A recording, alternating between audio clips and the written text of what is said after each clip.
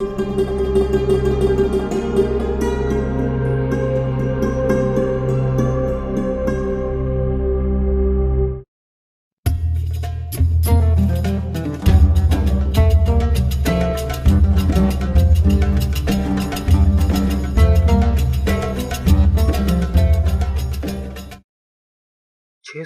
हिजरी बामुताबिक 1258 ईस्वी। हलाकू खान की क़यादत में मंगोलियों ने अब्बासी खिलाफत के दारुल हुकूमत बगदाद पर हमला किया। मुसलमानों ने बड़ी मुसीबतें देखीं। मशहूर मौरख इब्न कसीर लिखते हैं, वो शहर की तरफ पलटे, मर्द, औरतें, बच्चे, बूढ़े, जवान, उधेड़ उम्र, अलगर्ज जो भी मिला उसे कत्ल कर दिया। बहुत से लोग गैराबाद कुओं, जंगलों और वीरानों में छुप गए और एक अरसा तक गायब रहे। कई लोग दुकानों में जमा हुए और अपने आप पर दरवाज़ों को बंद कर दिया। तातारियों ने दरवाज़ों को आग लगाकर या तोड़कर खोल लिया और कुश्तों के पुश्ते लगा दिए। जो बच गए पहाड़ी चोटियों की तरफ भाग निकले। इन वहशियों ने यूं खूनरेजी की कि खून गलियों में बारिश के पानी की तरह बहता था। किसी की जान बख्शी ना हुई सवाए यहूदियों, नसरानियों और उन लोगों के जिन्होंने इनकी पनाह ली। उम्मत मुसलमा अपने गुनाहों और नाफरमानी की वजह से कमज़ोर हो गई और उसकी ताकत जाती रही थी। इन मुश्किल हालात में जबकि उम्मत मुसलमा मिन हसल मजमू पिट चुकी थी, तुर्कों के मशहूर कबीले काई के सरदार अर्तगल गाजी के यहाँ एक बच्चे ने आँख खोली। वालिदैन ने इसका नाम उस्मान रखा। उस्मान इसी साल पैदा हुआ जिस साल बगदाद में अब्बासी खिलाफत का खात्मा हुआ। इसी उस्मान की तरफ उस्मानी सल्तनत मंसूब की जाती है। उस्मान का अपने वक्त के मशहूर बुजुर्ग शेख अदाबली से कल्बी ताल्लुक़ था। उस्मान अक्सर शेख अदाबली के यहाँ जाया करता।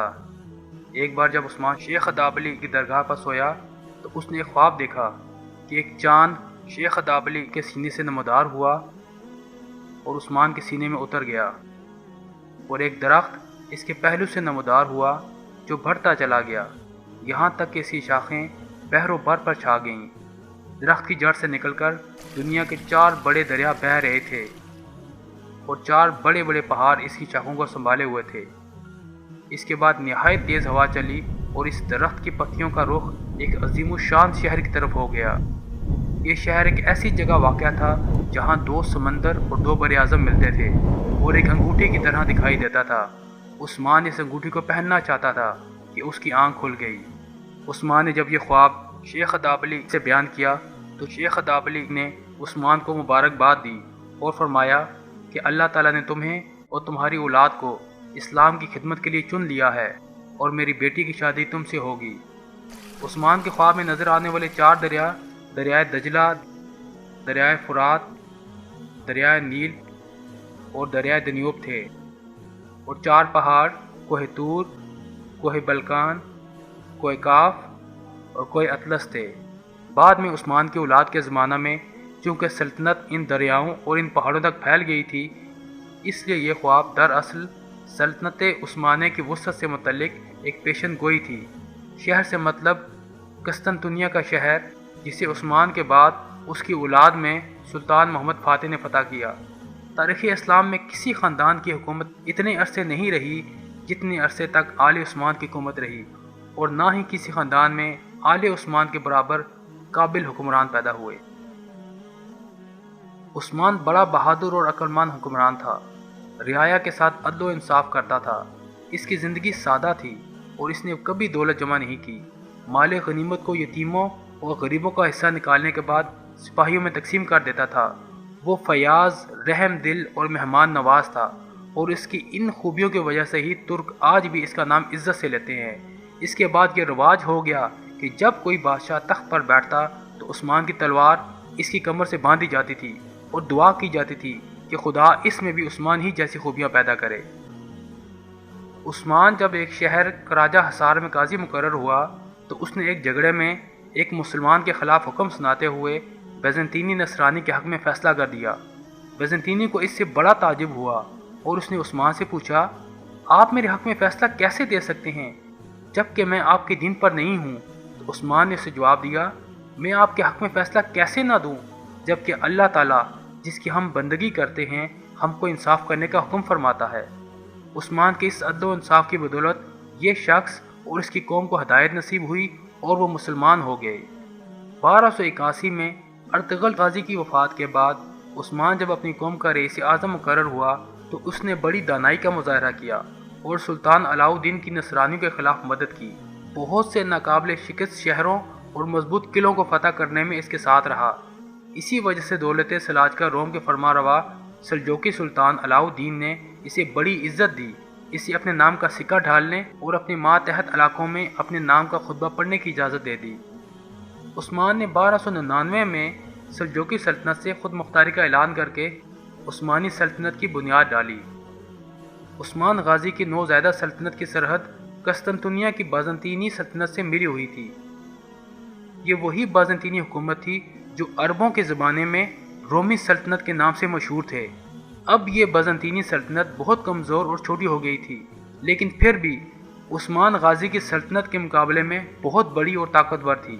700 ہجری بمطابق 1301 عیسوی میں جب بیزنطینیوں نے بورسا، مادانوس، ادرا، نوس، قطا اور کستلا کے نصرانی امراء کو ساتھ ملا کر عثمان کی نوزائیدہ سلطنت کو ختم کرنے کی ٹھانی تو عثمان اپنی فوجوں کو لے کر آگے بڑھا، خود جنگوں میں گھس گیا اور صلیبی فوجوں کو تتر بتر کر کے شجاعت و بہادری کا وہ مظاہرہ کیا کہ عثمانیوں کے نزدیک اس کی بہادری ضرب المثل بن گئی۔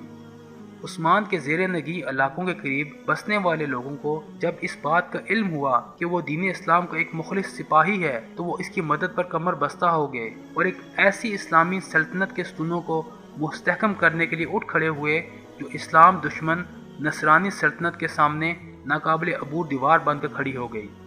707 ہجری بمطابق 1308 میں عثمان نے یکے بعد دیگرے قطا، لفقہ، آک حصار اور کوج حصار کے قلعے فتح کیے۔ 712 ہجری بمطابق 1313 میں کبوا، یکیجا تراکلوا اور تقرر بیکاری وغیرہ قلعے فتح کیے۔ انہی فتوحات نے بروسا شہر کی فتح کو آسان بنا دیا، حالانکہ یہ شہر مشکل ترین معرکہ تھا۔ کئی سال تک عثمان اور امیر شہر اکرینوس کے درمیان سخت معرکے ہوئے، لیکن بالآخر نصرانی سپہ سالار کو سر جھکانا پڑا اور شہر عثمان کے حوالے کرنا پڑا۔ اکرینوس عثمان کے جذبہ ایمانی سے اتنا متاثر ہوا کہ اس نے اسلام قبول کر لیا۔ سلطان نے اسے بے کا لقب دیا اور وہ بعد میں دولت عثمانیہ کے معروف سپہ سالاروں میں شمار ہوا۔ بیزنطینی سلطنت کے کئی سپہ سالار عثمان کی شخصیت سے متاثر ہوئے، حتیٰ کہ عثمانیوں کی صفیں نو مسلم سپہ سالاروں سے بھر گئیں، بلکہ بہت سی اسلامی جماعتیں خدمت اسلام کے جذبے سے سرشار سلطنت عثمانیہ کے جھنڈے کے نیچے جمع ہو گئیں۔ عثمان جب بستر مرگ پر تھا تو اس نے اپنے بیٹے اور خان کو وصیت کرتے ہوئے کہا تھا، جہاد فی سبیل اللہ کے تسلسل کو قائم رکھتے ہوئے دین اسلام کو ہمیشہ سر بلند رکھنا، مکمل ترین جہاد کے ذریعے اسلام کے مقدس جھنڈے کو تھامے رکھنا، ہمیشہ اسلام کے خادم رہنا۔ میری نسل سے جو شخص بھی حق اور عدل سے روگردانی کرے گا، روز حشر رسول اللہ صلی اللہ علیہ وآلہ وسلم کی شفاعت سے محروم رہے گا۔ یہ وصیت ایک ضابطہ تھی جس پر بعد میں عثمانی عمل پیرا رہے اور اسلامی تہذیب و تمدن کو ان دور دراز علاقوں تک پہنچایا جہاں تک اسلامی جھنڈا پہنچا۔ یہ عظیم فرزند اسلام 1326 کو جب اس جہان فانی سے رخصت ہوا تو دولت عثمانیہ کا رقبہ 16,000 مربع کلومیٹر تھا۔ وہ اپنی نوزائیدہ مملکت کے لیے بحر مرمرہ تک راستہ بنانے میں کامیاب ہوا اور اس دور کے دو اہم شہر ازنیک اور بورسا جو بیزنطینی سلطنت میں بڑی اہمیت کے حامل سمجھے جاتے تھے فتح ہوئے۔ عثمان کو بورسا میں دفن کیا گیا۔ 1855 میں آنے والے ایک زلزلے کی وجہ سے عثمان اول کا مزار مکمل طور پر زمین بوس ہو گیا، لیکن 1868 میں سلطان عبدالعزیز نے یہ مزار دوبارہ تعمیر کیا جو آج بھی موجود ہے۔ سبسکرائب کیجئے اسلامی اقدار کو اور بیل آئیکن کو دبائیے تاکہ رہتے رہیں آپ باخبر اسلامی اقدار سے۔